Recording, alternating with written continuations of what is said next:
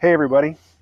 So I'm just going to read a couple pieces of feedback from a recent video and then comment a little bit. This is not going to be some half-hour thing. I'm shooting for 10 minutes here.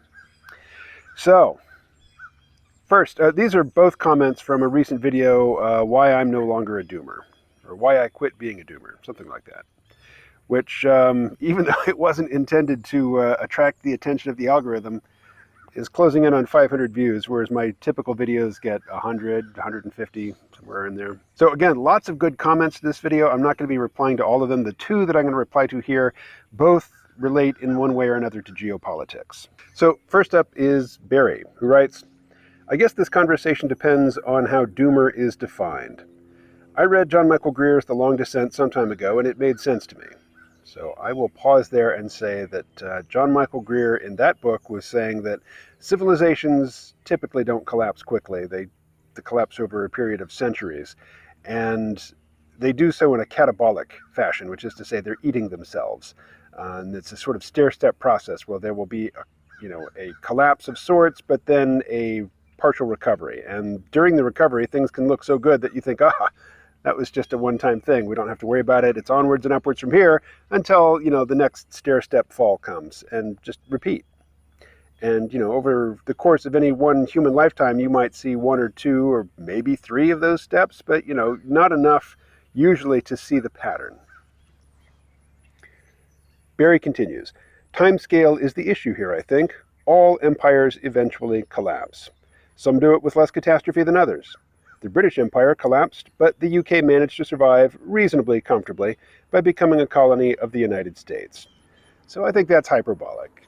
The United Kingdom is not a colony of the United States, but yeah, they certainly are a junior partner in the current geopolitical global anti-Soviet alliance, which is increasingly irrelevant because the Soviet Union disappeared 30 years ago. Barry continues, I'm not sure that this arrangement will continue. I would imagine that the U.S. will survive more comfortably than Europe, as it has lots of natural resources and can get more from Canada. Okay, I'll pause there and expand on that a little bit, because I'm going to be talking about Peter Zeihan's books later, because somebody asked about them. And the United States, in addition to having natural resources, has enormous oceans to the east and west, for security. To the north and south, it has militarily weak states that are also tightly integrated with the United States, and also very complementary to the economic needs of the United States and vice versa. So Mexico has got a young, dynamic labor force. Canada's got, petroleum. A lot more than they need for their population. Yay. What the United States lacks, we have petroleum here as well, and we're not aging nearly as badly as China or Japan or, much of Europe, or certainly not as badly as Russia. But, we could use more young people, and that's what Mexico offers. Not saying that they're going to come here, but, that they will be doing young people things where they are. And because our economies are fairly tightly integrated, that will have benefits here. As I understand it, immigration between the U.S. and Mexico is now mostly going from the U.S. to Mexico. People from Mexico are returning to Mexico, and people here who would like to live better for less are also going to Mexico. Europe seems to me to have inflicted huge damage on itself by imposing sanctions on Russia and consequently cutting itself off from Russian gas and oil. Energy prices are shooting up and food shortages are forecast. Doom, catastrophe, severe hardship, reduction in living standards. Which will it be? Nobody knows. And few of us are prepared for any of these possibilities. Making predictions about the future is foolish, but I can understand why people worry. Yeah, I agree with all of that. I won't elaborate, but agreed. Wasn't going to read this one, but it's very short. PD writes, you've helped me become less of a doomer, but I find it amusing that things seem more doomerish than ever and accelerating rapidly. Well, just because I'm not a doomer anymore doesn't mean that I think it's, all rainbows and roses from here on out. I think, we go through cyclical crises, and we are entering into one right now. My expectation is, and I'm not predicting the future, this isn't even a forecast, this is just my personal expectation, that the 2020s are going to be very turbulent. And yeah, we haven't hit bottom, and things are going to get worse before they get better. Okay. Now the big one. This is going to take up most of the video. Google's Creepy Nanya writes, I've heard you say this stuff before, but well put in this video. Well, thank you. He goes on the topic of doomerism, I've been reading Peter Zeihan's latest book, which, as usual, I don't have the full title at the ready, but it's something to the effect of The End of the World is Just the Beginning, Mapping the Decline of Globalization, or something like that. And I'll just say, I have read or listened to the audiobook version of all of Peter Zeihan's books. Still, my favorite, and the one that I would recommend as the first one you read, is The Absent Superpower, which is very much in line with what the rest of Google's Creepy Nanya's question centers on. Basically, the U.S. became a superpower after World War II, and it needed to be one to contain the Soviet Union, or so it thought, and so it convinced the rest of the world. But then the Soviet Union fell, and being the only superpower, or the hyperpower, as some people were saying at the time, this is, mid-90s, it's expensive. It's expensive not only in money, but, it requires bodies. And when it was basically a peaceful world, and ironically, during the Cold War, it was pretty peaceful because, we didn't want to get into the big fight with the big bad because that could just ruin everybody's day. So we funded these little proxy wars where mostly it was not Americans dying, the Vietnam War being the exception. But then came the War on Terror, and Americans started coming home in body bags, and worse, really, without limbs and, with horrible disfiguring injuries. And the American people are sick of it. They're sick of it, and they are totally ready to pull back. And if you look at troop commitments, well, let me finish the question. Let me finish the question before I answer it. So, Google's Creepy Nanya writes, on the topic of doomerism, I've been reading Peter Zeihan's latest book. The overall thesis appears to be that the U.S. will stop enforcing security of the seas, which will lead to much diminished global trade and numerous other problems. It sounds mildly doomerish for most peoples and lands. Do you buy it? Okay, not surprisingly, if you watch these videos, my answer to that question is not a simple yes or no, but it's complicated. Do I buy that the U.S. is pulling back from its global commitments that, it made when the Soviet Union was still around? Totally. Absolutely, we're pulling back. Here, look at this graph, and I can't see it, but I'll put it on screen anyway. I have seen it. This is a graph of U.S. troop deployments over time, where U.S. troops were, and whether we have increased or decreased deployment. Well, the only places we've increased are the war on terror destinations, Iraq, Afghanistan, places like that. Most U.S. troops today that are stationed overseas are in Japan, South Korea, or Germany. And I'm of an age where I still have to make a mental note not to say West Germany. Uh-oh.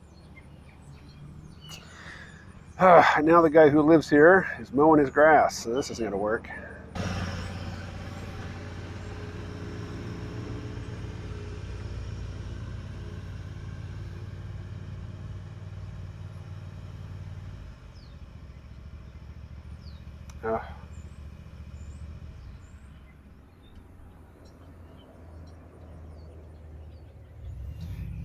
All right, so will the U.S., troop deployments are being brought down, overseas troop deployments.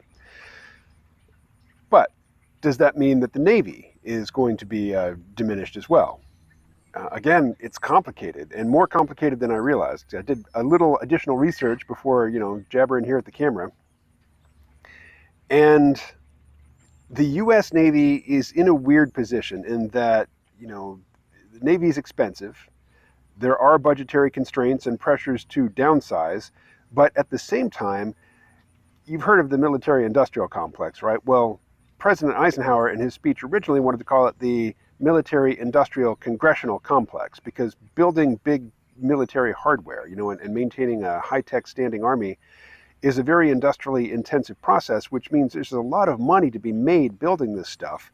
And so the people who actually build this stuff, shipbuilders and plane builders and, various military contractors, they have financial interests in increasing military budgets. but they don't really have much pull by themselves. They have to partner with senators and representatives in order to, get these enormous military budget passed. And the way that they do that is they spread the production around to various congressional districts, so that in any one district, the cutting of a big military project, like, the F-35 fighter, or for a long time it was these tilt rotor, I think Osprey, helicopter airplane hybrid vehicles. If any project like that gets canceled, that's going to cost jobs in the districts of various, key Congress critters. So that process by which the industrial, the military industrial providers contract or partner with strategic senators and congressmen or representatives, that sort of bakes in a kind of spending agenda. So right now, the U.S. Navy is based on aircraft carriers, and increasingly large aircraft carriers. The most recent one is the Ford class, I think named after Gerald Ford, and it's had some technical problems. Like, it hasn't really been deployed to service yet. It's still being, the bugs are still being worked out long after the fact, where this thing should have been in service. But the industrial and the economic and the political momentum is for these big aircraft carriers. Well, the problem with that is, one, they're very, very expensive. They require a lot of personnel. So human beings and human attention is expensive, not only in money, but also in terms of space on the ship. And you have to have supplies for them. You have to feed them. You have to house them. You have to, you can't just keep them in like jail cells. They have to be able to move around and entertain themselves and socialize. So, having humans on board makes the things bigger, makes them more expensive. But for the people who build them, that's great. So there's a pressure to keep building these enormous carriers. Some of them are called super carriers. But the people in the Navy, the strategists want to have more but smaller and more autonomous weapon systems. Autonomous submarines, autonomous ships, drones we're all familiar with, so autonomous aircraft. They're a lot cheaper. You don't have to send human life support with them. And if they get shot down or sunk, nobody dies, nobody on our side. And let me just say here, I'm an American. I'm not hyper militaristic, but at the same time, I'm also not a pacifist. And I'm not, by any stretch, a self-hating American. And while I will acknowledge that the United States operates as a sort of empire, it's not a traditional empire, and the fact that it is an empire, to me, doesn't mean in and of itself that it needs to do anything differently than it does, which is not to say that it's perfect. Certainly not. Certainly not. But I read this report by an organization called the CSIS, or the Center for Strategic and International Studies. And they're talking about the strength of the U.S. Navy and what the strategic planners in the Navy want to build going forward, and why there's tension there between the Navy strategists and the existing power structure and the existing players who get paid for providing military hardware. So the people who get paid to provide the hardware, they want big expensive ships. The people who live near where those big expensive ships are built, they're employed there. Their economy is enhanced by those things. They want them as well.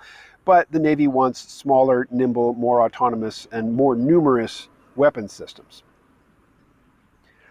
And what this report concluded was that the people that make money from this stuff and the people who gain political influence from this stuff are going to get their way.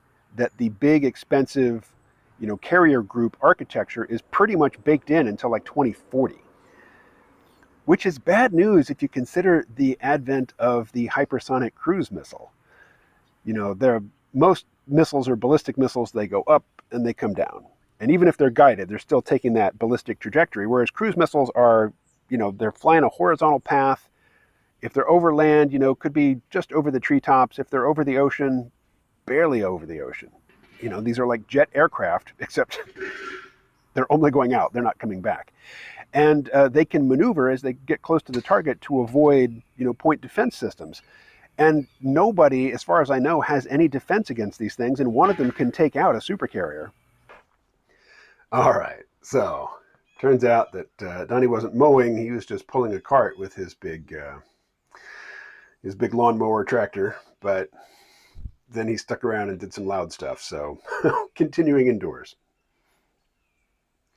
So where did I leave off? The question is the U.S. going to stop providing security on the high seas for everybody everywhere?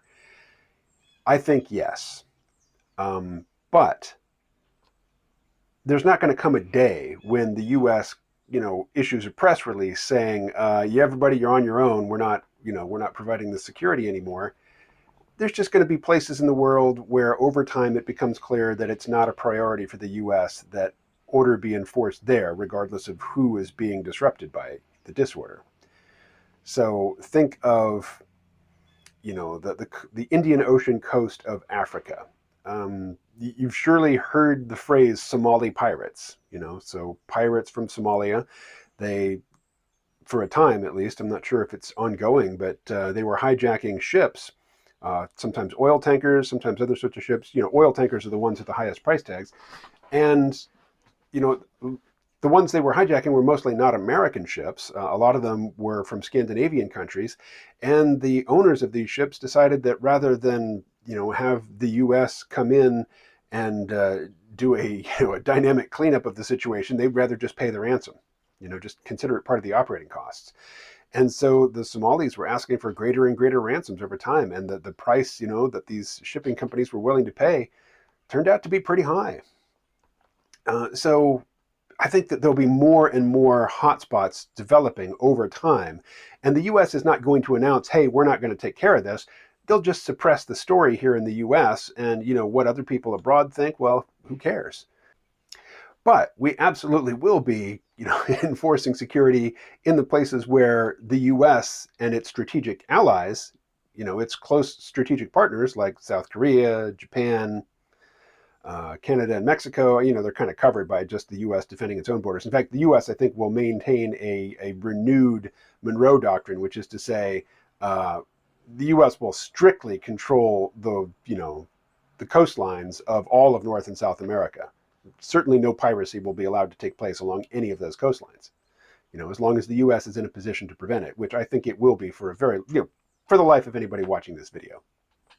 But what about other places in the world? And my thought was, one, just, everybody is making money off this, the ability to send either raw materials or finished goods here and there and, add value, sell it, make money.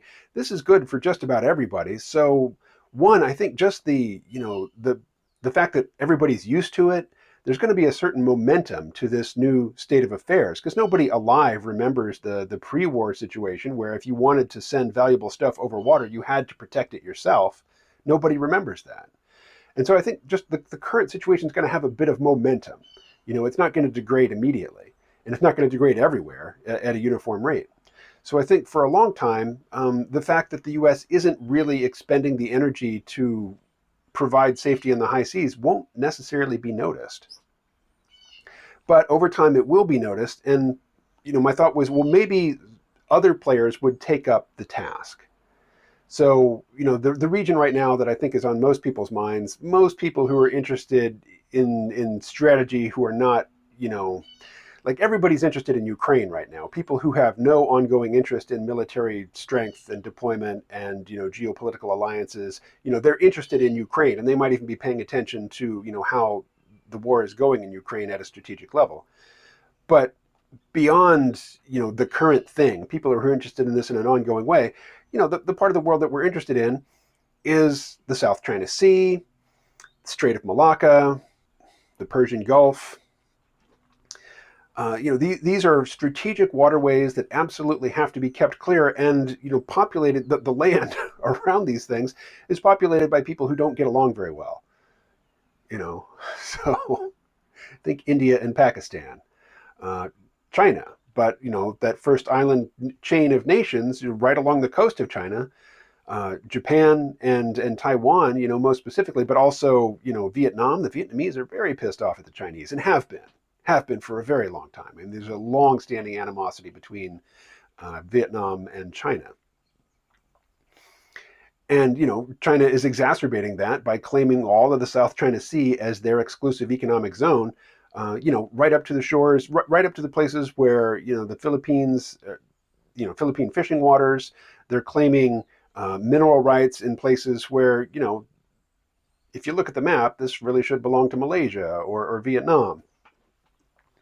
And so there's conflict there. So, the U.S. has an ongoing mission to just do a slow zigzag maneuver through the South China Sea just to demonstrate, look, this is open international water. You don't control it. You cannot compel us to take the quickest, straightest path through this water because it's not yours. That's an expensive endeavor. And if the U.S. decides it's not really, in our strategic interest to continue expending funds and, potentially lives on that, it hasn't cost any lives yet, but it might. Who might take over? And I thought at first, well, how about Australia and Japan? And Australia is an enormous country, but it's only got about 25 million people in it. Whereas Japan is a relatively small country, but I think it's why guess? Alexa, what's the population of Japan? In 2020, the population of Japan was 126 million people. So no, not anywhere near 200 million, but still several times the size of Australia. And I thought, well, what are the strengths? What are the relative strengths of their navies? And they're not even remotely comparable. Japan, here, let me read you a list of the top 10 navies in the world as assessed by militarytoday.com. Number 1, of course, the United States. Number 2, Russia. Although this one's kind of complicated because Russia inherited the Soviet Navy, which was enormous, but now a lot of their ships are very old. They're having trouble maintaining them, but they're also adding newer, more sophisticated ships to their Navy. Number 3 is China. China is improving rapidly, and I would expect them to take the number 2 slot pretty soon. Number 4 is Japan. Now, China's Navy, until fairly recently, has been what's called a littoral Navy, which means just guarding the coastlines and, operating on their rivers. And it's only recently that they've started to, add deep water capabilities to their forces. But they're doing it at an accelerating pace. And they have aircraft carriers. Japan has something which, plausibly can operate as an aircraft carrier, but it's nothing like, the U.S. supercarriers. But the Japanese Navy comes in at number 4 in the world after China. And, what this article I was reading said was that, while Japan is behind China in terms of raw numbers, in terms of number of servicemen and tonnage of the ships, the Japanese ships are very high tech and they are maintained at a high readiness, which means they're ready to go. They're capable and ready to go and well maintained and well staffed. And it's like if you've ever been to Japan or seen images of Japan, stuff is taken care of in Japan. Stuff is maintained and looked after, and their Navy is no exception. After Japan, number 5 is the United Kingdom. After that, number 6, France. Number 7, India. Number 8, South Korea. Number 9, Italy. And when you get to Italy, you're getting into the smaller navies here. Number 10 is Taiwan. Taiwan has a population of about 20 million. Australia is about 25 million. It's a much smaller space, but much more densely populated. Taiwan is number 10 on this list, although it says that they're sort of neck and neck with Indonesia. Australia is number 48. They have a total of 48 naval units. They have no carriers, they have 3 destroyers. They have 13 patrol vessels. There was a big news story last year, or was it earlier this year? Fairly recently, where there was a brouhaha between France, Australia, and the United States because Australia was going to buy some diesel-powered submarines from France, and then the U.S. said, "Nah, let us set you up with some nuclear-powered submarines." Now, these are attack submarines. When it comes to submarines, this is important. There's a big distinction to be drawn between ballistic missile submarines, which are nuclear weapons launch platforms, that are mobile, underwater, will survive a first strike in a nuclear exchange, and so they can retaliate. Nuclear ballistic missile submarines and attack submarines. What the U.S. is offering to sell to the Australians are attack submarines. So attack submarines are for warfare against other submarines and surface ships. They have limited capacity to launch missiles at the shore, but they're not, a weapons platform explicitly devoted to delivering nuclear weapons to a target, which is what, ballistic missile subs are. And ballistic missile submarines are the biggest, most, non-negotiable element in U.S. Navy budgeting and in strategic deployment. I mean, that's the main thing. What you see floating around on the surface of the water are the big carriers and their attendant vessels. But in terms of spending and in terms of priorities, it is the ballistic missile submarines which are primary. But ballistic missile submarines don't have much utility in non-nuclear confrontations. You can't send them to, say, defend Taiwan against China unless you're going to nuke China, in which case they don't need to be anywhere close to Taiwan to do that. So they're a different thing. They're not really part of the conventional Navy that has a flexible role and can project force in this non-devastating nuclear fashion all over the world. So Japan's got a kick-ass Navy. Australia is nothing. I mean, their 13 patrol vessels, I think, are primarily meant to just patrol the coast and prevent illegal immigration. Because, you hear a lot about illegal immigration to the United States. It's been a big problem in Australia for a long time. Less so now that they have relaxed their whites-only immigration policy. But still, people coming in, they want them to have money. And typically the people coming into Australia by sea illegally don't. So that was kind of a shock to me, that Australia basically doesn't have a Navy. I mean, number 48 in the world? I mean, sure, it's better than a lot of countries that you probably couldn't locate on a map and, you wouldn't expect. I mean, think of all the countries in Africa that are completely landlocked and have no access to the coast, So, and think of the amount of coastline that Australia has. So those 13 patrol vessels to patrol the entire coast of Australia. Now, they don't have to patrol the entire coast. They just have to patrol the places where people are likely trying to get into Australia by sea illegally. So, I'm not going to go over every country in the world and look at the size of their Navy and, say whether or not they have the capability to, replace the United States locally.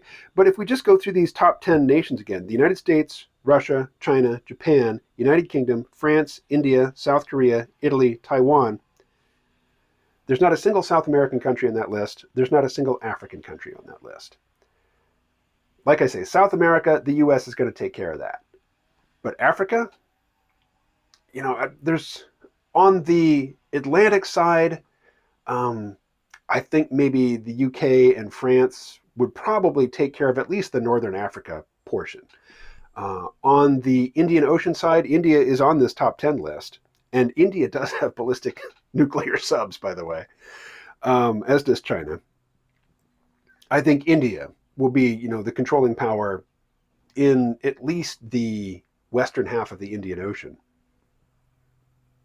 And in the eastern half, largely China, but contested by Japan and Taiwan, and maybe Indonesia. It was just shocking to me that Australia is such a big country, and it's such a wealthy country, that they're such a non-player in terms of naval power. But I guess they're just sort of coasting off the strategic relationship with the United States. And, a lot of Sea Realm listeners are in Australia. No offense, guys. I mean, it's a good strategy.